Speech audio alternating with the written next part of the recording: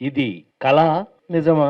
నేను జీవితంలో ఎప్పుడూ ఊహించనటువంటి ఇవాళ జరిగింది గుండె మీద చేసుకుని చెప్పగలను. 48 సంవత్సరాల సినీ ప్రయాణంలో, సినీ జీవితంలో ఒక కళాకారుడు లేకపోతే ఒక ఆర్టిస్టు, ఒక జర్నలిజము, ఒక పబ్లిసిటీ జర్నలిజం నాకు గుర్తుండి ఎప్పటికీ నేను అలా లేను. మీలో ఎవరు నా దగ్గరకొచ్చినా మనం ఆనాటి 40 ఏళ్ల క్రితం నేను ఫస్ట్ సినిమాలో యాక్ట్ చేసిన దగ్గర నుంచి, నేను హీరో అవ్వక ముందు నుంచి కూడా నా బిహేవియర్‌లో ఈ రోజుకి మార్పు లేదని నాకన్నా మీకే తెలుసు. నేనొక ఎలిమెంటరీ స్కూల్ టీచర్‌ని. పుట్టడం రామారావు గారి ఇంట్లో పుట్టినా, బట్ మా నాన్నగారు నిమ్మకూరు మాస్టర్. ఆ ఊరు నుంచి వచ్చి చదువుకుని కామన్ మ్యాన్‌గా ఒక మామూలు మనిషిగా వచ్చిన నేను ఇవన్నీ చేయడానికి అవకాశం ఇందాక ఎవరో చెప్పారు. నాకన్నా నాకొచ్చిన అవకాశం గొప్పది. ఏ మనిషికైనా అవకాశం రాకపోతే ఎవరు చేయగలిగింది ఏమీ లేదు. యూట్యూబ్‌లో టైర్‌లో ఏవో వచ్చినాయి కదా! అందులో ఎవరో మరి కొత్తగా లేటెస్ట్ వాళ్ళు ఎవరన్నా నా మీద ఆళ్ళకేం ప్రాబ్లమో నా మీద నా అంత నవ్వించడం వాడికి చేత కాదో ఏంటో తెలియదు మనం. వాడి కర్మ. నన్ను ఎవరన్నా తప్పుగా అర్థం చేసుకున్నట్టయితే ఇక్కడ కూర్చున్న మీకే తెలుసు. నన్ను ఎవరన్నా తప్పుగా అర్థం చేసుకుంటే ప్రసాద్ వాడి కర్మ. వాడి జన్మలో వాడు అనుభవించాల్సింది. మనం ఏం చేయలేం. మీరెప్పుడన్నా రాజేంద్ర ప్రసాద్ కామెడీ హీరోనా? రాజేంద్ర ప్రసాద్ సీరియస్ ఏంటి సీరియస్ కూడా చేస్తాడా ఇతను? ఈ డౌట్ వచ్చినప్పుడు మహానుభావుడు గురువుగారు అనేవాళ్ళం సి. నారాయణ రెడ్డి గారు. ప్రసాద్ నువ్వు ఒకటేనే, నువ్వు తెలుగు వాళ్ళ ఇంట్లో ఏమైపోయావంటే ఒక మంచం ఉన్నట్టు, ఒక కంచం ఉన్నట్టు ఒక రాజేంద్ర ప్రసాద్ సినిమా. నువ్వు లేకుండా ఏ ఇల్లు ఉందా రాజేంద్ర ప్రసాద్? అందుకే నీకేం చేస్తున్నానంటే నువ్వు మరీ అర్జునుడి లాగా 2 చేతులతో బాణాలు వేసేస్తున్నావు. అంటే నవ్వించేస్తున్నావు, ఏడిపించేస్తున్నావు. ఆ నలుగురు అప్పుడు చెప్తున్నాడు ఆయన. నీకు వంశీ రామరాజు చంపేస్తున్నాడు నన్ను, నీకు ఒక టైటిల్ ఇస్తున్నానయ్యా గురుగారు, నట కిరీటి పో అన్నాడు. గురుగారు చాలా థ్యాంక్స్ అని. ఇందాక మీ అందరూ మాట్లాడిన దాంట్లోనూ సారాంశం ఒక్కటే, ఆలస్యమైంది అయినా ఆలస్యం అయింది. ఎస్, ఎవ్వరూ కాదనలేని నిజం అది.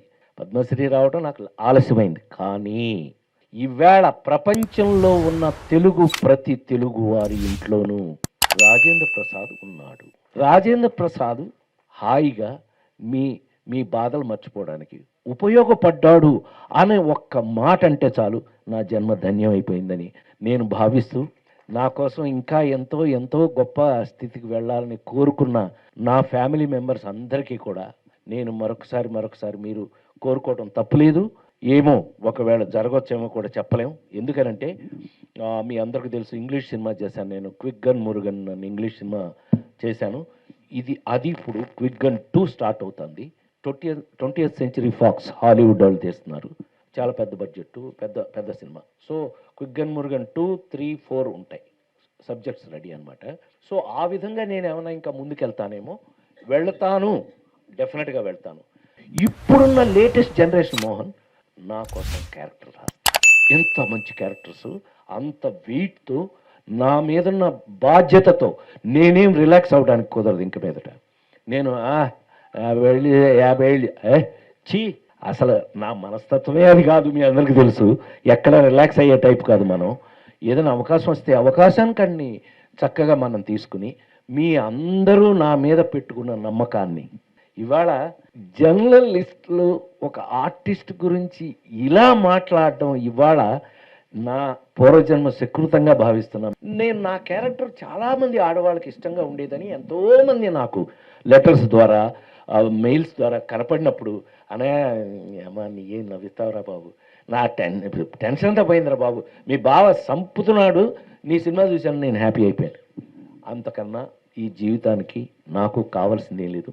మీ ఫ్యామిలీ మెంబర్గా, మీలో ఒకటిగా నేను చచ్చిపోయే వరకు, చివరి శ్వాస వరకు కూడా మీ అందరితో ఇలాగే ఉంటానని ఇవాళ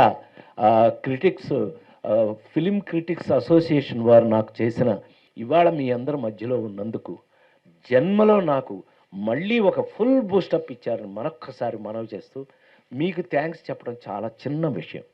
మీకు థ్యాంక్స్ చెప్పను, నేను మనసులో పెట్టుకున్నాను. నా మనసులో మీ అందరినీ పెట్టుకుంటున్నాను మరొకసారి మనవి చేస్తూ, ఆ భగవంతుడికి కృతజ్ఞతలు తెలియజేస్తూ సెలవు తీసుకుంటాను.